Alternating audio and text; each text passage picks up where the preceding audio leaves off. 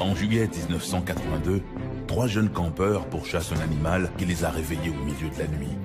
Mais les chasseurs amateurs deviennent rapidement le gibier. Un soir de 1996, les autorités du Yukon sont inondées d'appels. Village après village, des dizaines de témoins rapportent avoir vu un ovni dans le ciel. En 1961, un couple quitte Montréal pour retourner à Portsmouth. Une lueur étrange dans les montagnes blanches effacera tous leurs souvenirs de cette nuit terrifiante. Sommes-nous seuls dans l'univers? Plusieurs regardent les étoiles en se demandant combien de mondes habités existe-t-il sur les planètes lointaines. Mais il arrive à l'occasion que ce qui attire notre regard vers le ciel, ce ne sont pas les étoiles, mais une étrange lumière qui se dirige vers nous. C'est précisément ce qui s'est passé pour une résidente de Sainte-Dorothée de Laval.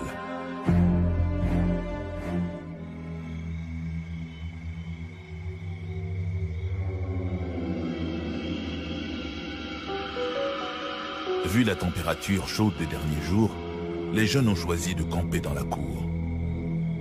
Mais ils ont décidé de monter leur tente trop tardivement et maintenant les 3 jeunes ont de la difficulté à trouver le sommeil. Le moindre bruit les distrait. Le vent dans les épis de maïs tout autour, un chien qui jappe au loin, une voiture qui course dans la nuit. Bientôt, ils entendent un bruit plus insolite. Un bip-bip électronique.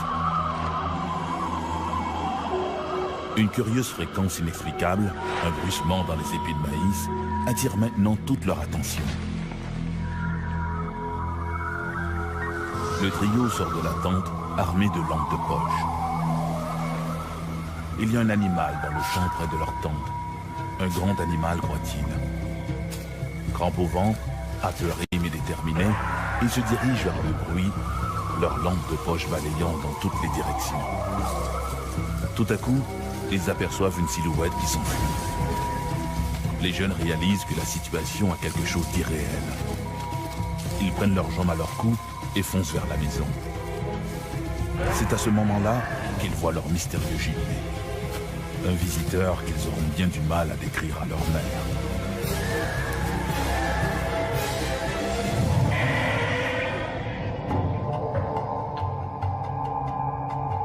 À partir des années 1950, les scientifiques, le public et les médias commencent à s'intéresser à la conquête de l'espace. Simultanément, les citoyens qui rapportent avoir vu des objets volants dans le ciel se multiplient.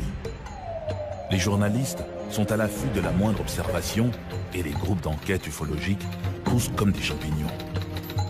Ça a été une époque fabuleuse. Pendant les années 50, les années 60 et même une bonne partie des années 70, c'était incroyable. D'abord, dans un premier temps, les témoins n'hésitaient pas à se nommer. Je m'appelle Jean Cazot, j'ai vu un ovni, il faut que je vous raconte ça. Les journalistes se précipitaient, on prenait des photos, on faisait des dessins, on mettait ça quasiment en première page des journaux. C'était fabuleux. Cet engouement pour les ovnis va à la longue attirer des auteurs aventuriers de tout acabit en mal de fortune et de célébrité. Les publications se succèdent. Lorsque est arrivé les années 70, il y a quelque chose qui s'est passé.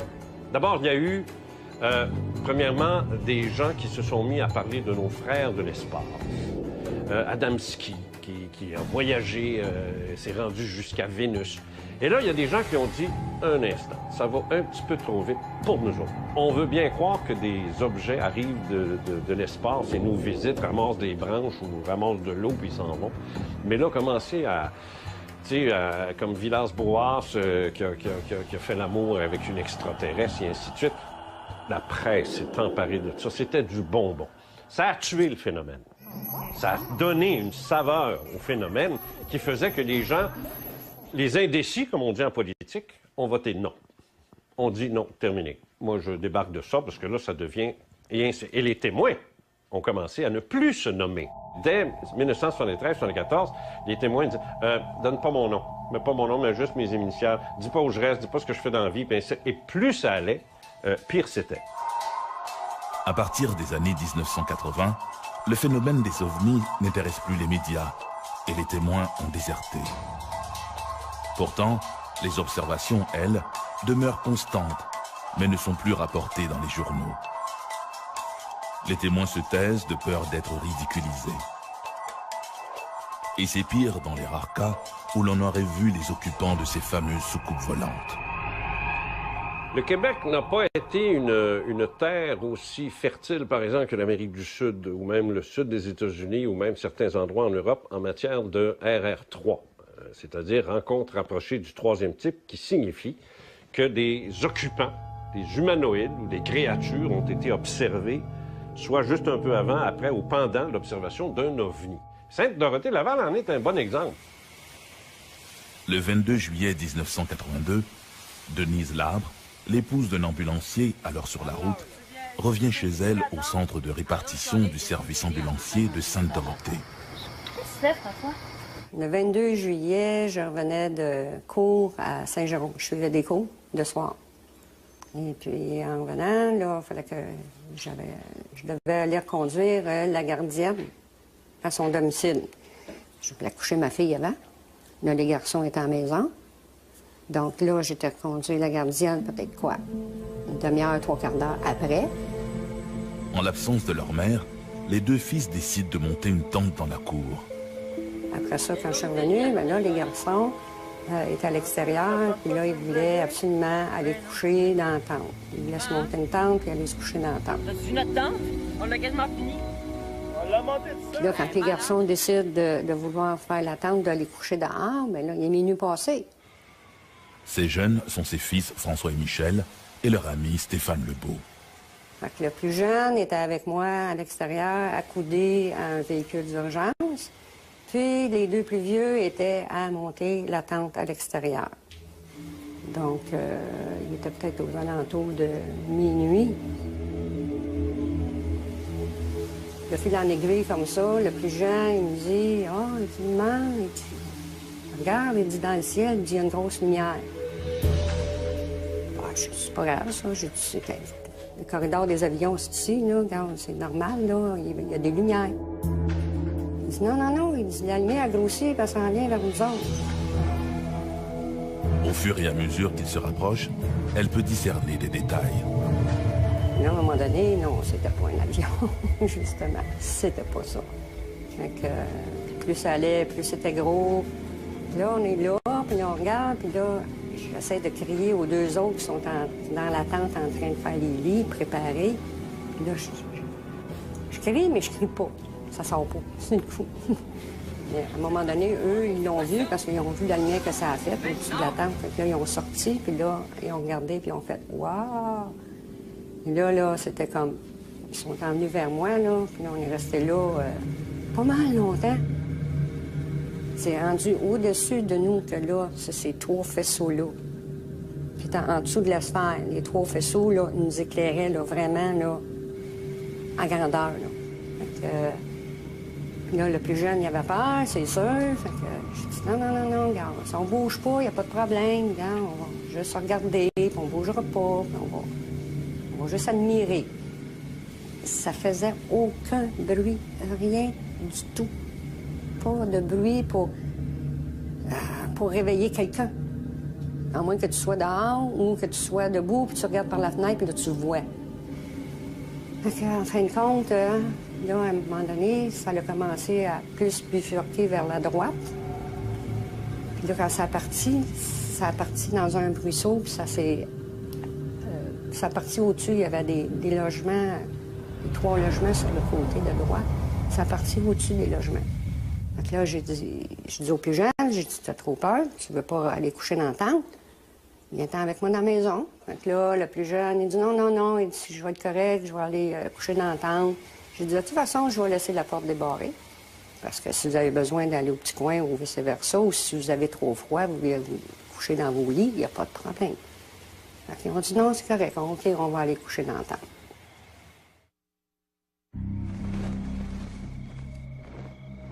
Suite à ces événements, Denise Labre a de la difficulté à trouver le sommeil.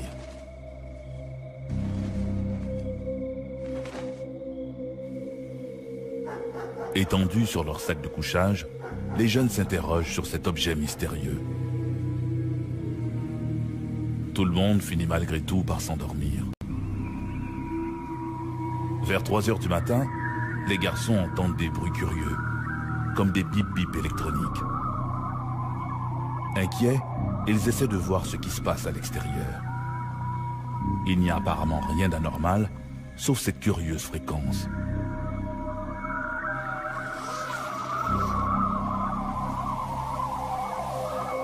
Ils s'aventurent dans le champ de maïs, et c'est là qu'ils croient apercevoir une ombre étrange qui les saisit. Comme les piles de la lampe de poche de François tombent à plat, précisément à ce moment-là, il n'en faut pas plus au trio pour détaler vers la maison.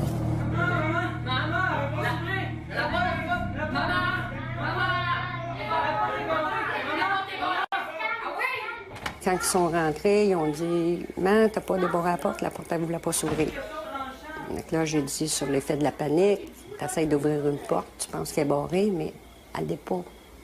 Là, ils sont arrivés, puis là, les trois sont mis à se tordre de douleur. Là, j'ai dit, non, ça, c'est l'effet de panique. Mais là, les trois, la même chose, la même douleur. Durant toute la nuit, là, que j'ai réussi à les calmer, puis là, c'est là qu'ils m'ont conté qu'ils avaient vu quelque chose d'épeurant, avec des grands yeux oranges. Ils ont essayé de m'en faire la description, mais là, c'est la cacophonie, les trois, là. Ça veut tout expliquer en même temps, puis ça veut tout dire en même temps. Mais là, ils ont commencé à me donner la frousse, par exemple. C'est seulement que le lendemain qu'on a décidé de communiquer avec le corps policier. Chaque garçon a été interrogé, de toute façon, par eux autres, pour être sûr que c'est pas quelque chose qui sortait de leurs imaginations non plus. Hein. On a vu comme la liane être là, les traces, regardez, les traces sont là. Les policiers sont allés dans le champ, ils ont été voir autour de la tente, ils ont descendu un bon chemin. Puis là, ils ont vu qu'il y avait des branches écrasées par terre, ils ont vu qu'il y avait des pistes par terre. Là, ils ont dit OK. Ils ont communiqué avec Dorval, à savoir s'ils avaient vu quelque chose sur leur radar quelconque. Puis rien. Ils ont dit que rien n'était apparu, qu'ils n'avaient rien vu. Au niveau de l'armée, il n'y a pas eu. Ils nous ont dit qu'ils n'avaient pas fait aucun test d'avion quelconque ou peu importe. Là, les autres sont assez secrets. Là. Après l'avenue des policiers, après qu'ils ont communiqué avec l'armée, puis qu'on a communiqué avec Dorval.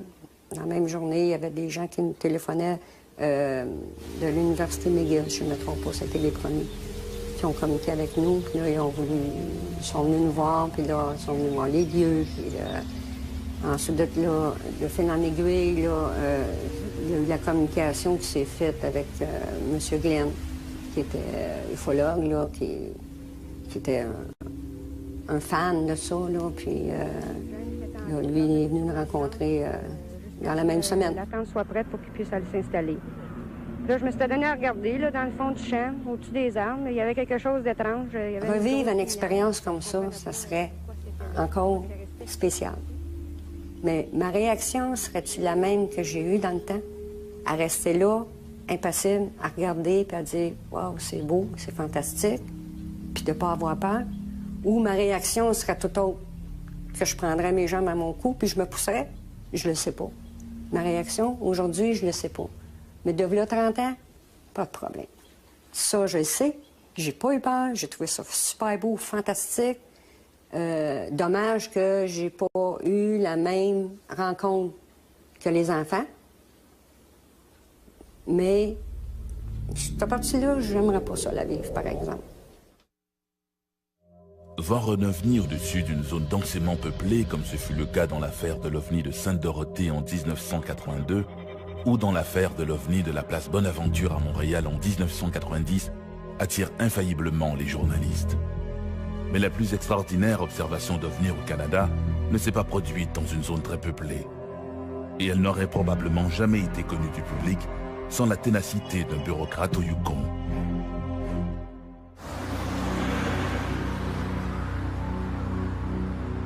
Un couple roule sur l'autoroute 2, l'autoroute du Klondike, juste à la sortie de Pelly Crossing. Soudain, ils remarquent toute une série de lumières blanches et oranges qui se déplacent en groupe. Au début, les témoins pensent à plusieurs avions volants en formation. Mais au fur et à mesure que les lumières se rapprochent, ils comprennent qu'ils n'ont pas affaire à un groupe d'objets, mais à un seul engin muni de lumière tout autour de sa partie centrale. L'engin se déplace trop lentement pour être un aéronef conventionnel. Pour mieux jauger ses mouvements, les témoins se rangent sur le bas-côté de la route. L'objet inconnu traverse l'horizon juste devant eux. Il est immense, plus grand qu'un jumbo jet. On dirait une espèce de sphère aplatie. Les témoins n'ont jamais rien vu de tel, et ils ne sont pas les seuls. En cette soirée du 11 décembre 1996, ils seront des dizaines à observer cet engin inconnu. Un engin que l'on croirait sorti tout droit du film, La rencontre du troisième type. Le 11 décembre 1996, 4 personnes roulent en direction nord, près du village de Carmack, au Yukon.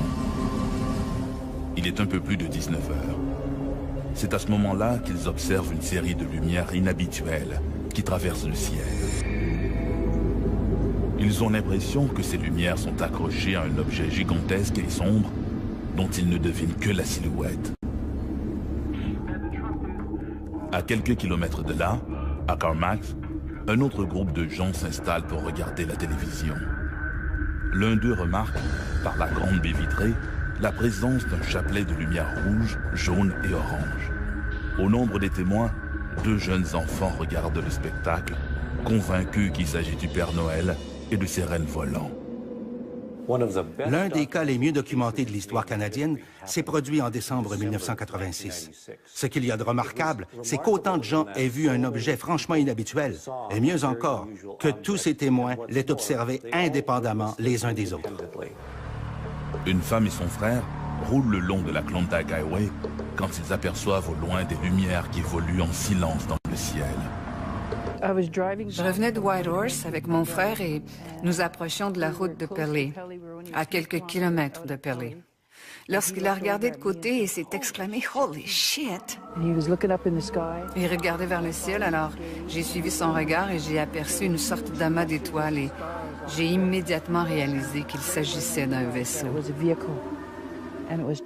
En fait, ça voyageait à très, très basse vitesse et je pouvais l'apercevoir au-dessus des collines qui passaient devant la Grande Ourse. C'était de la même taille que la Grande Ourse. À peu près au même moment, un autre automobiliste s'arrête dans l'accotement afin de pouvoir mieux observer le phénomène lumineux auquel il assiste depuis déjà quelques minutes. L'objet, qui passe bientôt au-dessus de l'homme, ne présente qu'une structure lisse, sans renflement ni aspérité. Seule cette puissante lumière blanche est visible sous la base.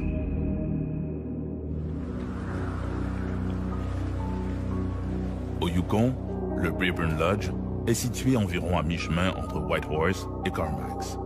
Camionneurs et voyageurs s'y arrêtent pour casser la croûte, faire le plein et partager des anecdotes avec Steve Watson, le propriétaire de l'endroit. Ce dernier a entendu beaucoup d'histoires au fil des années, mais jamais rien de comparable au récit rapporté le soir du 11 décembre 1996. J'étais assis à la table et il commençait à se faire tard. Généralement, il y a des gens qui reviennent de Whitehorse. Ce type est entré, Dennis Newcomb, de Carmack. Dan est un bon ami et je le sens excité. Il commence à me parler de cet objet qu'il a aperçu à la hauteur de Little Fox Lake. Il me le décrit avec passablement de détails. Un peu plus tard, arrive une autre auto, et l'autre type est assez excité lui aussi. Il y avait d'autres gens avec lui et ils étaient vraiment excités. Il s'assoit, on commence à parler, et il se met à dessiner la même chose que Dan m'avait décrite. Pendant qu'il dessinait, un autre groupe de personnes est entré. Ils arrivaient de Pelly. Et ils se sont mis à décrire la même chose que ce type était en train de dessiner. C'était franchement bizarre. Ils étaient très excités. Ils réalisaient qu'ils avaient tous aperçu la même chose. Et pendant que tous ces témoins échangent au sujet de leur observation, l'OVNI, lui, poursuit sa route vers le nord. Quand on prend connaissance de dossiers comme le Yukon, un dossier à multiples objets, à multiples témoins, les Américains appellent ça des UFO flaps, c'est-à-dire des arrivées massives d'OVNI pendant une certaine période de temps, puis à un moment donné, floup, ça disparaît. Et ça, il y en a des épisodes comme ça. Faut pas oublier là, que si on fait le décompte des observations d'OVNI dans le monde, on parle de centaines de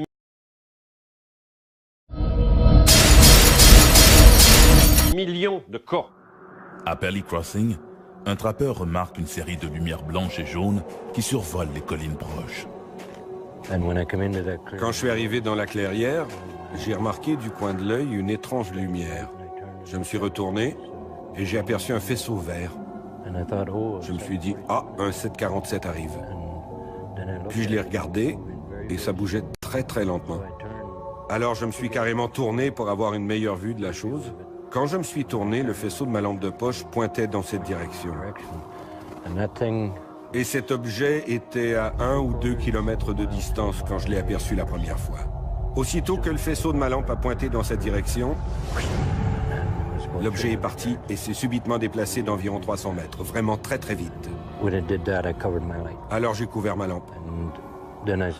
Ensuite, je suis resté là à observer. Et je ne pouvais plus le regarder sans me tourner la tête. Au Yukon, plusieurs témoins ont rapporté avoir vu un OVNI ce soir du 11 décembre 1996. Toujours à Pelly Crossing, un jeune adolescent est aussi témoin d'observations étranges. En traversant le pont, il aperçoit des lumières brillantes qui se dirigent vers lui. Effrayé et s'étend par terre, comme pour échapper à une menace. Au moment où il lève les yeux, l'objet passe juste au-dessus de lui. Le jeune homme de 16 ans est terrifié.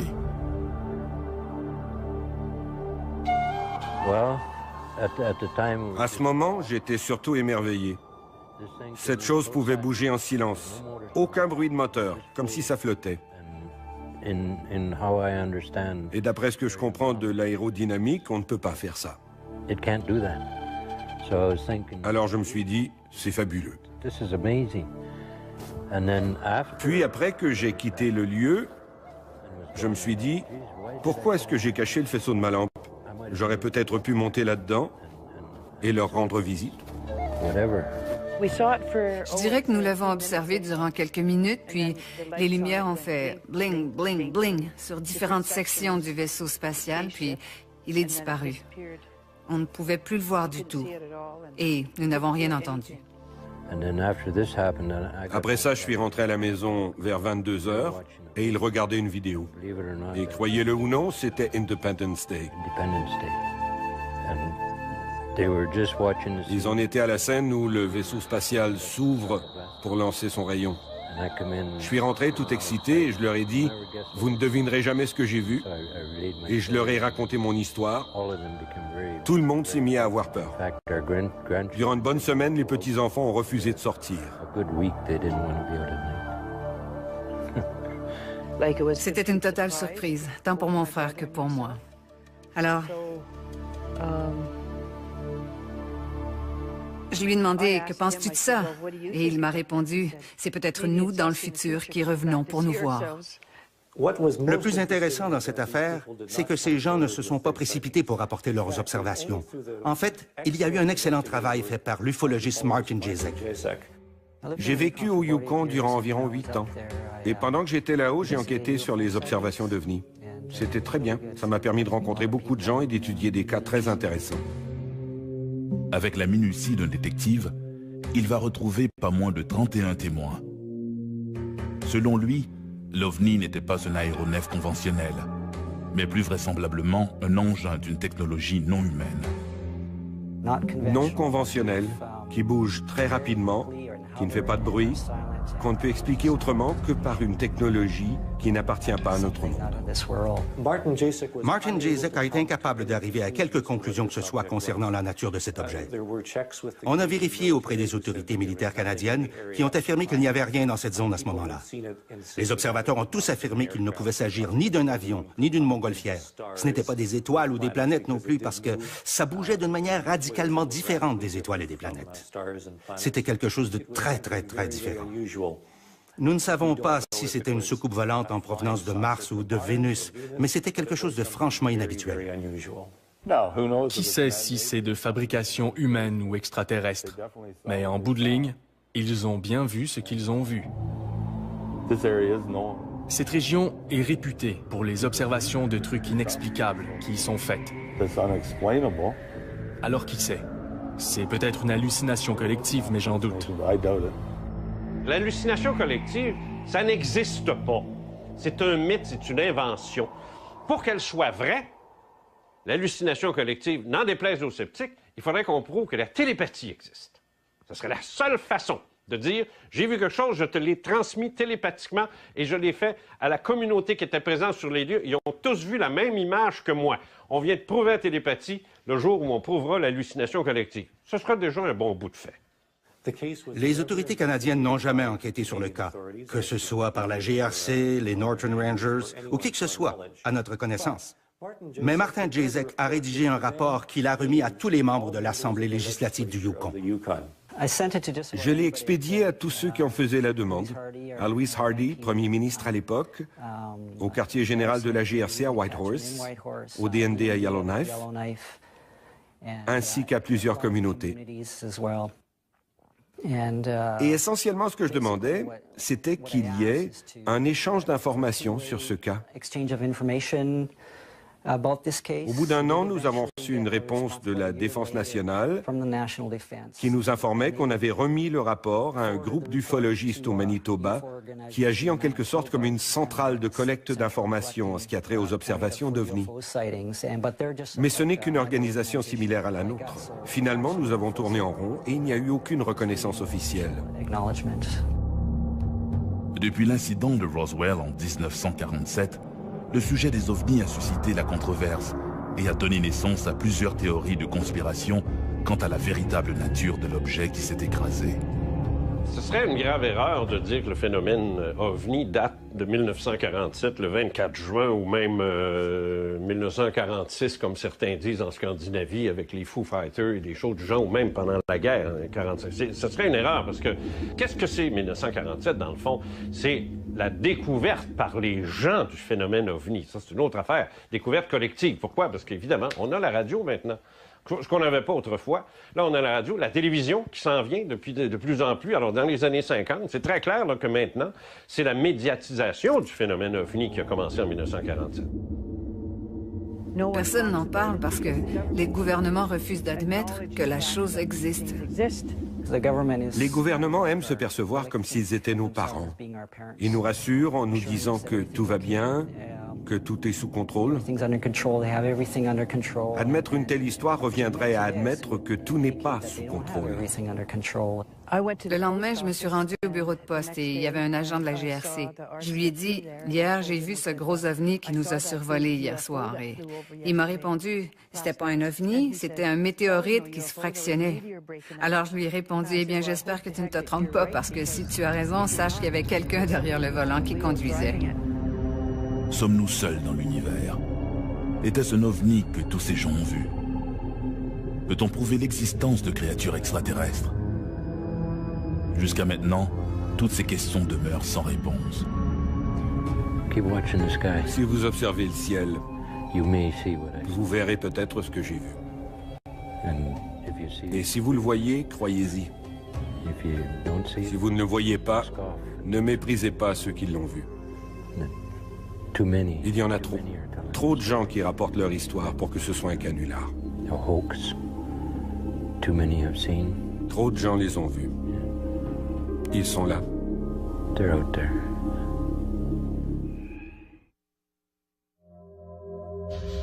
3 millions d'Américains croient avoir vécu une expérience insolite, suggérant qu'ils auraient peut-être été enlevés par des extraterrestres. Mais comment cette hystérie collective a-t-elle commencé? Pour le savoir, il faut retourner au premier chapitre, au premier enlèvement, l'affaire Betty et Barney Hill.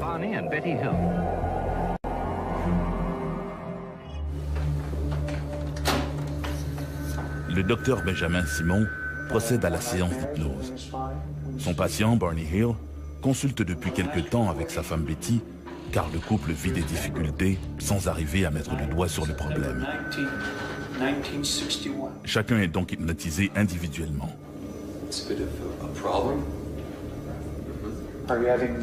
Pourtant, une fois sous hypnose, l'homme et la femme racontent le même événement terrifiant. Un enlèvement extraterrestre que le docteur Benjamin Simon a peine à croire.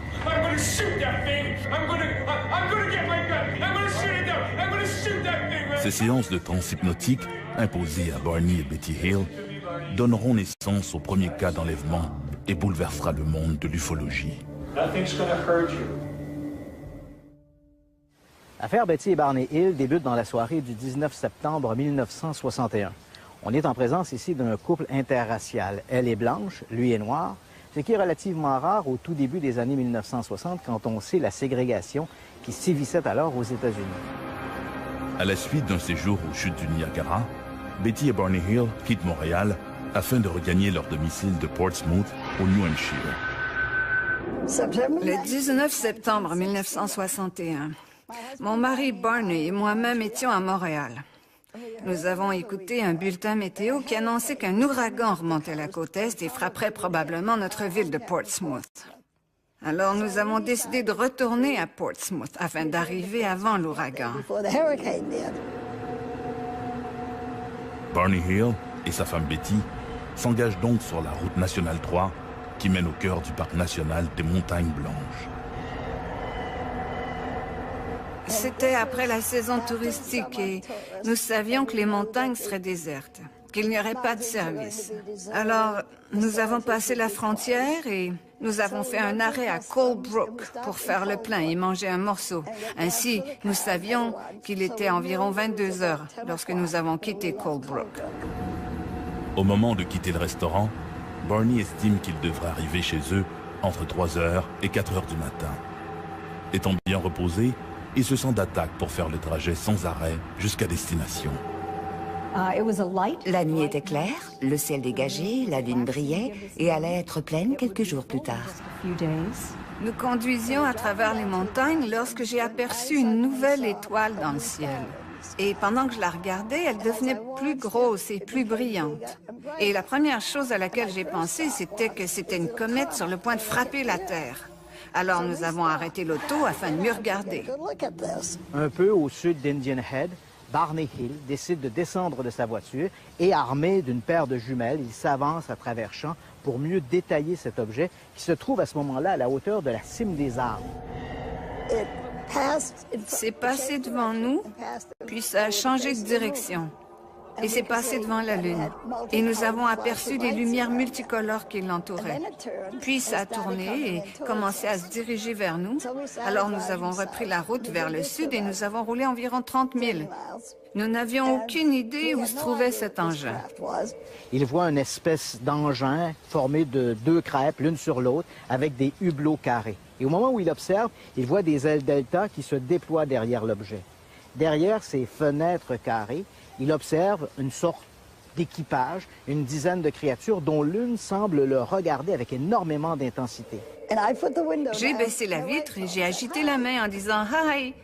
Et environ un demi-mille plus au sud, ils ont survolé l'autoroute et se sont arrêtés.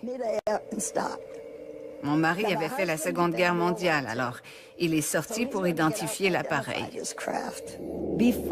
Avant leur rencontre avec un ovni, Barney était un sceptique avoué. Il a dit que si quelqu'un lui avait dit que les ovnis existent, jamais il ne l'aurait cru. Betty, quant à elle, était un peu plus ouverte.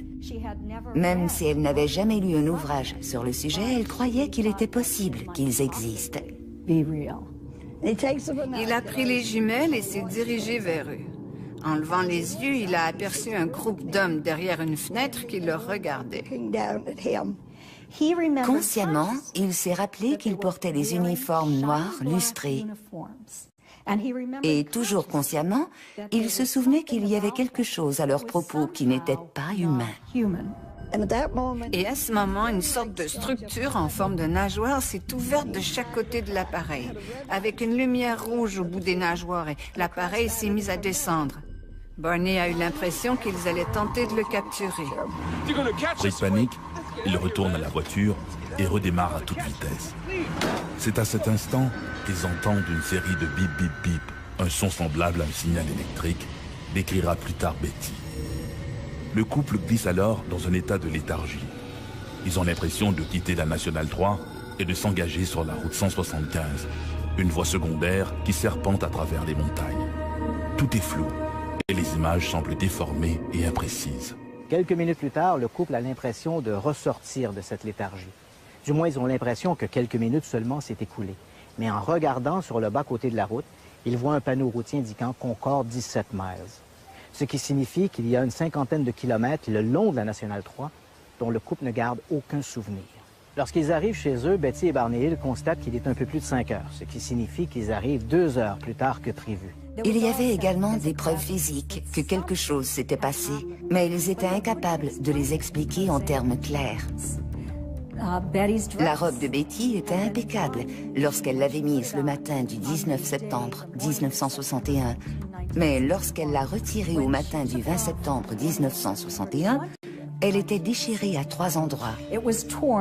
Et Betty était incapable d'expliquer pourquoi. Le dessus des chaussures de Barney était si râpé que, après cet événement, il ne les a plus mises que pour faire des travaux de jardinage. C'était un homme très méticuleux en matière de tenue vestimentaire. Leur montre avait cessé de tourner et n'allait plus jamais fonctionner. La courroie des jumelles que Barney portait autour du cou et qu'il avait utilisée lors de cette rencontre était brisée, une courroie de cuir. Et il y avait des taches brillantes sur le coffre de la voiture, des taches qui n'étaient pas là la veille. Au début, nous nous sommes rappelés avoir vu l'homme sur la route, mais nous ne pouvions pas aller plus loin. Alors nous retournions sur les lieux environ une fois par mois, en nous disant que si nous pouvions retrouver l'endroit où nous avions vu l'homme sur la route, nous pourrions nous rappeler ce qui s'était passé. Et nous commencions à retrouver des parcelles de souvenirs, mais rien de vraiment concluant.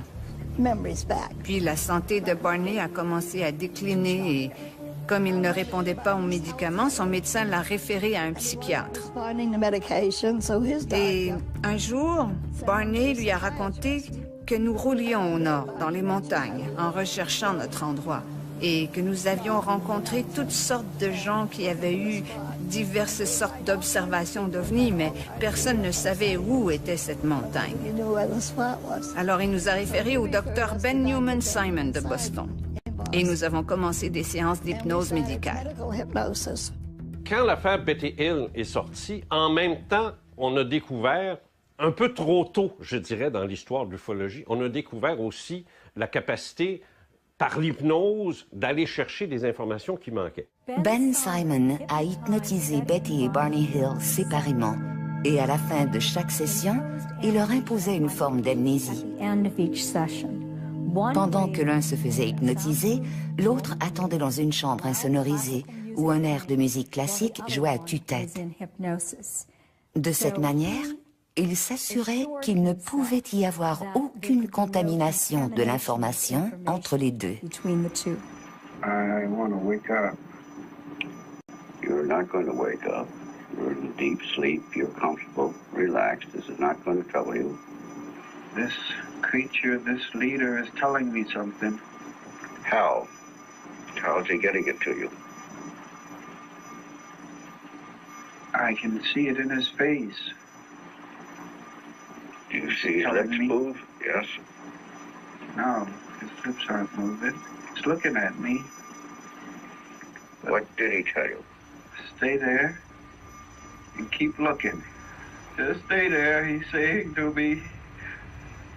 It's all right. Pounding in my head. Just pull the binoculars away. God, give me strength. All right. Pull them down. Run! Pull these binoculars down and run! God! All right. Calm down. Calm down. En psychiatrie moderne, il est clair, entendu, que personne ne peut faire le même rêve. En même temps, en tout cas. Impossible.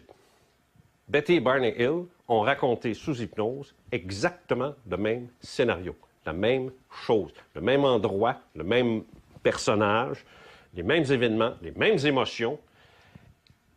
Et le transfert d'informations s'est fait sous hypnose et non pas à l'état d'éveil, et séparément. Alors, il est très clair, c'est un des plus beaux cas, c'est sûr, il est très clair qu'ils ont vraiment vécu quelque chose.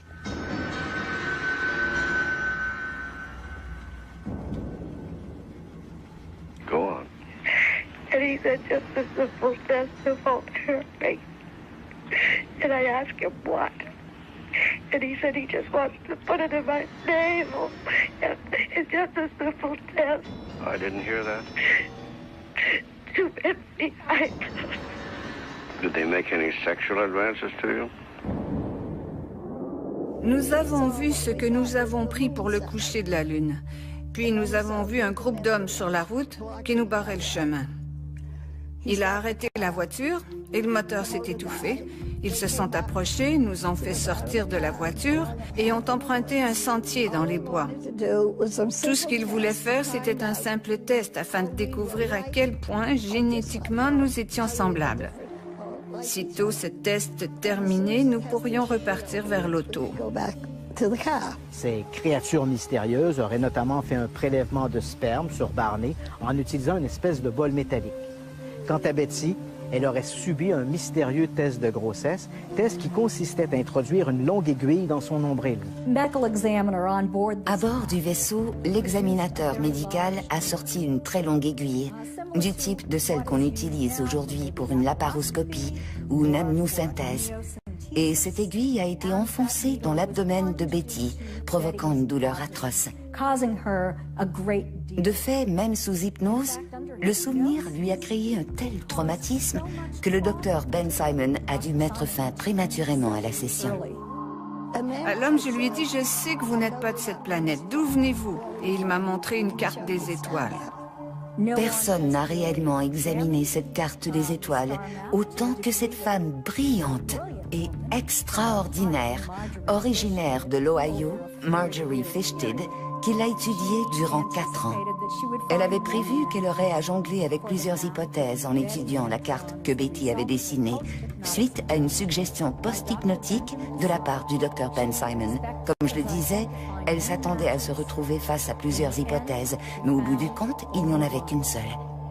Ensuite, ils ont amené Barney dehors, puis je me suis rendue à la voiture et nous avons regardé l'engin partir. Il s'est élevé, puis il est disparu. Lorsqu'on observe réellement les preuves, je ne crois pas qu'on puisse dire que Betty et Barney n'ont pas été enlevés. Il y a simplement trop de preuves qu'ils l'ont été. Il nous avait dit qu'il allait nous faire tout oublier. Je lui ai répondu, vous n'y arriverez pas avec moi. D'une manière ou d'une autre, je vais me rappeler. Et je l'ai fait. Mais si ça avait pu arriver dans les années 70, je pense que ça aurait grandement aidé l'ufologie. Là, ça s'est perdu. Parce qu'après Hills, on n'a plus entendu parler de rien. Chaque année, on enregistre des dizaines de récits d'observations d'OVNI impossibles à associer à un phénomène météo connu ou à un nouveau prototype militaire. Ces témoignages défient toute explication rationnelle. Pour ces témoins, la question est maintenant de savoir combien de mondes lointains ont déjà pris contact avec nous. Si nous avons déjà été visités, nous l'avons été par qui ?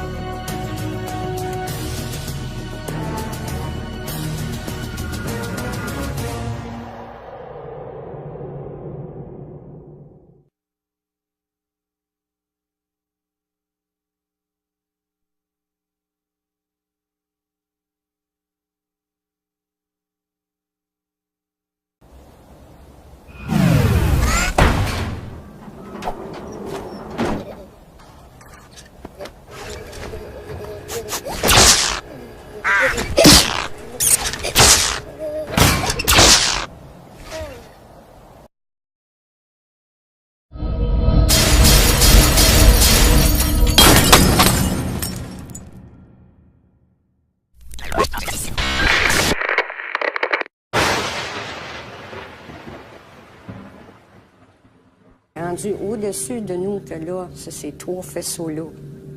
Puis en dessous de la sphère, les 3 faisceaux, là, nous éclairaient là, vraiment là, en grandeur. Là. Fait que, là, le plus jeune, il avait peur, c'est sûr. Fait que j'ai dit non, regarde, si on bouge pas, il n'y a pas de problème. Regarde, on va juste regarder, puis on ne bougera pas, puis on va juste admirer. Ça faisait aucun bruit, rien du tout. Pas de bruit pour réveiller quelqu'un. À moins que tu sois dehors ou que tu sois debout, puis tu regardes par la fenêtre, puis là, tu vois. Fait en fin de compte, là, à un moment donné, ça a commencé à plus bifurquer vers la droite. Puis là, quand ça a parti dans un ruisseau, puis ça a parti au-dessus, il y avait des logements, 3 logements sur le côté de droite. Ça a parti au-dessus des logements. Donc là, j'ai dit au plus jeune, j'ai dit, tu as trop peur, tu veux pas aller coucher dans la tente? Viens-t'en avec moi dans la maison. Donc là, le plus jeune, il dit, non, il dit, si je vais être correct, je vais aller coucher dans la tente. J'ai dit, de toute façon, je vais laisser la porte débarrée. Parce que si vous avez besoin d'aller au petit coin ou vice-versa, ou si vous avez trop froid, vous voulez vous coucher dans vos lits, il n'y a pas de problème. Donc ils ont dit, non, c'est correct, OK, on va aller coucher dans la tente.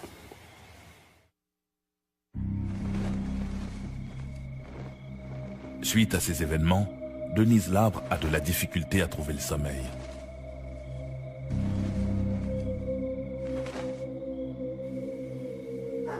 Étendus sur leur sac de couchage, les jeunes s'interrogent sur cet objet mystérieux. Tout le monde finit malgré tout par s'endormir. Vers 3 heures du matin, les garçons entendent des bruits curieux, comme des bip-bip électroniques. Inquiets, ils essaient de voir ce qui se passe à l'extérieur.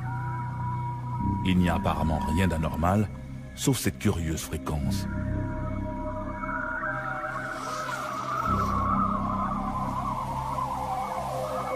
Ils s'aventurent dans le champ de maïs, et c'est là qu'ils croient apercevoir une ombre étrange qui les saisit. Comme les piles de la lampe de poche de François tombent à plat, précisément à ce moment-là, il n'en faut pas plus au trio pour détaler vers la maison.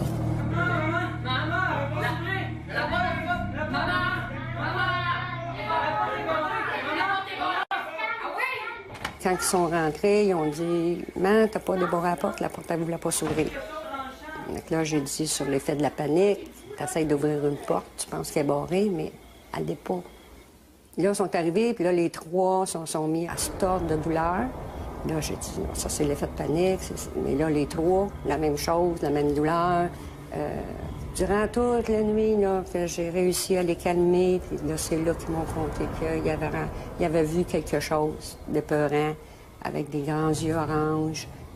Ils ont essayé de m'en faire la description, mais là, c'est la cacophonie, les 3, là. Ça veut tout expliquer en même temps, puis ça veut tout dire en même temps. Mais là, ils ont commencé à me donner la frousse, par exemple. C'est seulement que le lendemain qu'on a décidé de communiquer avec le corps policier. Chaque garçon a été interrogé, de toute façon, par eux autres, pour être sûr que c'est pas quelque chose qui sortait de leurs imaginations non plus. Hein. On a vu comme la liane être là, les traces, regardez, les traces sont là. Les policiers sont allés dans le champ, ils ont été voir autour de la tente, ils ont descendu un bon chemin. Là, ils ont vu qu'il y avait des branches écrasées par terre, ils ont vu qu'il y avait des pistes par terre. Là, ils ont dit OK. Ils ont communiqué avec Dorval, à savoir s'ils avaient vu quelque chose sur leur radar quelconque. Puis rien. Ils ont dit que rien n'était apparu, qu'ils n'avaient rien vu.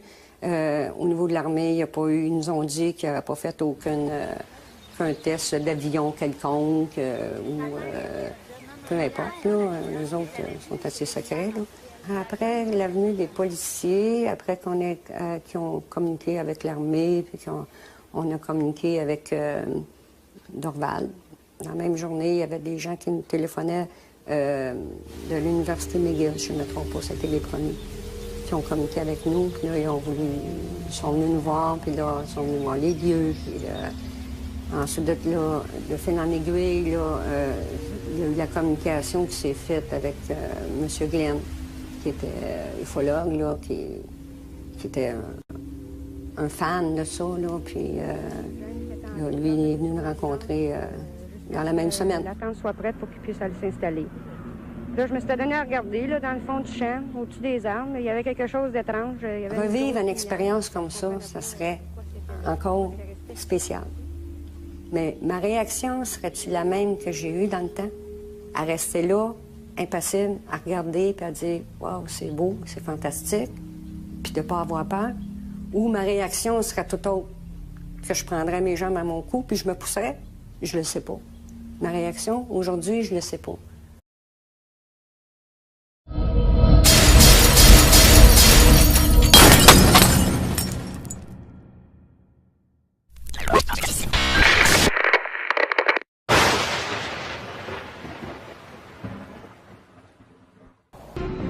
En juillet 1982, 3 jeunes campeurs pourchassent un animal qui les a réveillés au milieu de la nuit. Mais les chasseurs amateurs deviennent rapidement le gibier. Un soir de 1996, les autorités du Yukon sont inondées d'appels. Village après village, des dizaines de témoins rapportent avoir vu un ovni dans le ciel. En 1961, un couple quitte Montréal pour retourner à Portsmouth. Une lueur étrange dans les montagnes blanches effacera tous leurs souvenirs de cette nuit terrifiante. Sommes-nous seuls dans l'univers? Plusieurs regardent les étoiles en se demandant combien de mondes habités existe-t-il sur les planètes lointaines.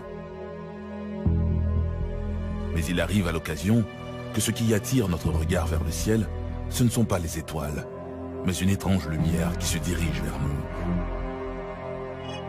C'est précisément ce qui s'est passé pour une résidente de Sainte-Dorothée de Laval.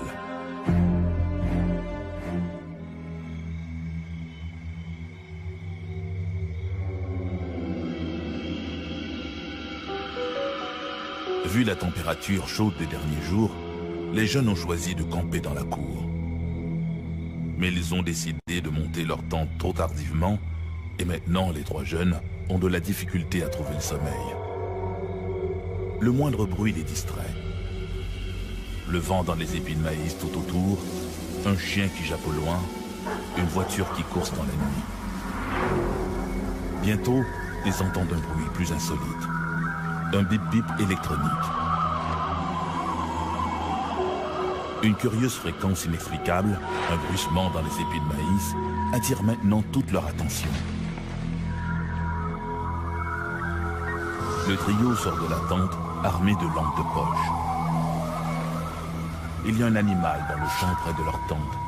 Un grand animal, croient-ils. Crampes au ventre, apeurés mais déterminés, ils se dirigent vers le bruit, leurs lampes de poche balayant dans toutes les directions. Tout à coup, ils aperçoivent une silhouette qui s'enfuit. Les jeunes réalisent que la situation a quelque chose d'irréel. Ils prennent leurs jambes à leur cou et foncent vers la maison. C'est à ce moment-là qu'ils voient leur mystérieux gibier. Un visiteur qu'ils auront bien du mal à décrire. L'Amérique du Sud, ou même le sud des États-Unis, ou même certains endroits en Europe, en matière de RR3, c'est-à-dire rencontre rapprochée du 3e type, qui signifie que des occupants, des humanoïdes ou des créatures ont été observés, soit juste un peu avant, après ou pendant l'observation d'un ovni. Sainte-Dorothée-Laval en est un bon exemple. Le 22 juillet 1982, Denise Labre, l'épouse d'un ambulancier alors sur la route, revient chez elle au centre de répartition du service ambulancier de Sainte-Dorothée. Qu'est-ce que tu fais, François? Le 22 juillet, je revenais de cours à Saint-Jérôme. Je faisais des cours de soir. Et puis, en revenant, là, il fallait que je devais aller reconduire la gardienne à son domicile. Je voulais coucher ma fille avant. Là, les garçons étaient à la maison. Donc là, j'étais reconduit la gardienne, peut-être quoi, une demi-heure, 3/4 d'heure après. En l'absence de leur mère, les 2 fils décident de monter une tente dans la cour. Après ça, quand je suis revenue, bien là, les garçons étaient à l'extérieur, puis là, ils voulaient absolument aller coucher dans la tente. Ils voulaient se monter une tente, puis aller se coucher dans la tente. C'est notre tente? On l'a quasiment fini. On l'a monté tout ça. Puis là, quand les garçons décident de vouloir faire la tente, d'aller coucher dehors, bien là, il est minuit passé. Ces jeunes sont ses fils François et Michel et leur ami Stéphane Lebeau. Fait que le plus jeune était avec moi à l'extérieur, accoudé à un véhicule d'urgence. Puis les deux plus vieux étaient à monter la tente à l'extérieur. Donc, il était peut-être aux alentours de minuit. De fil en aiguille comme ça, le plus jeune, il me dit « Ah, il dit, maman, il dit, regarde, il dit, dans le ciel, il dit, il y a une grosse lumière. » Ah, je dis, c'est pas grave, ça. Je dis, le corridor des avions, c'est ici, là. Regarde, c'est normal, là. Il y a des lumières. Il dit, non, non, non. Il dit, la lumière a grossi, puis elle s'en vient vers nous autres. Au fur et à mesure qu'il se rapproche, elle peut discerner des détails. Là, à un moment donné, non, c'était pas un avion, justement. C'était pas ça. Fait que, plus ça allait, plus c'était gros. Puis là, on est là, puis là, on regarde, puis là, j'essaie de crier aux deux autres qui sont dans la tente en train de faire les lits, préparés. Puis là, je crie, mais je crie pas. Ça sort pas. C'est une fou. Mais à un moment donné, eux, ils l'ont vu parce qu'ils ont vu la lumière que ça a fait au-dessus de la tente. Fait que là, ils ont sorti, puis là, ils ont regardé, puis ils ont fait « Waouh! » Et là, c'était comme... Ils sont venus vers moi, là, puis là, on est resté là pas mal longtemps. C'est... À leur mère.